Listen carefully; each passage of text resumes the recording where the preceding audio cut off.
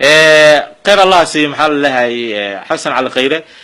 waxaan kaloo u sheegnay dhibaatada baydhabo ka jirto waxa waaye arday 5 sano ka hor dugsi sare ka baxay oo tiro badan ayaa xafiiska noogu yimid baydhabo annaga oo guddi ay iska soo saareen oo gaaraya 100 qof oo kale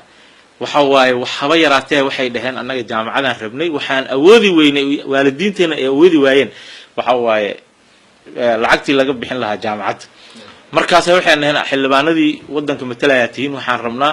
inaad wax nagu tartaan annaga markaan wixii karaankeena ahaa wax baan isa saarnay laakiin xoogeedii waxaa ballan qaaday 100 qof oo ardaydaas oo maxaa la leeyahay aan helin muddo 5 sano ah iyo 4 sano qaarkood 3 sano oo rabay inay waxbarashadooda sii korsadaan oo lacagtaas waayay ee jaamacadda isaga bixiyaan markay jaamacadaha wadanka ka jiro oo gobolka Bay ka jiro waxa waaye kulligood waa jaamacado private iska leeyihiin oo business ah waay saas daraadeedii ayaa wuxuu ballan qaaday in bil kasta mashaarkiisa uu ka bixiyo xasan cali khayre maxaa la leeyahay 100kaas arday lacagtii loogu tala galay oo jaamacadda ay ku dhigan lahaayeen qaybooda kala duwan taas waxa waaye wax weyn waay waa 100 qof oo maxaa la leeyahay ayuu ka bixiyay annaga hadda waxaan rabnaa ardaydaas oo asaga ballan qaaday in uu bil walba bixin doono lacagtooda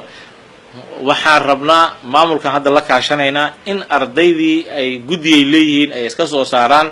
maxaa la leeyahay annagoo la kaashanayn maamulka koonfur galbeed sidii loo soo xulin lahaa imtixaan loogu qaadi lahaa